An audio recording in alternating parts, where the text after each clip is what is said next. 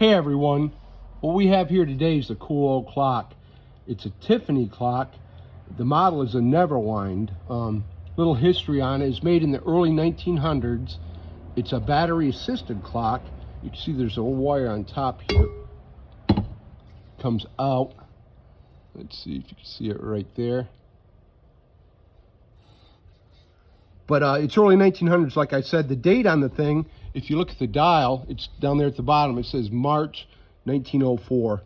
So it's cool. A little history on the clock. Something that's kind of cool about it is Mr. Tiffany started making these clocks in the early 1900s. He ran them for a while until the famous Tiffany Jewlery Company sued him.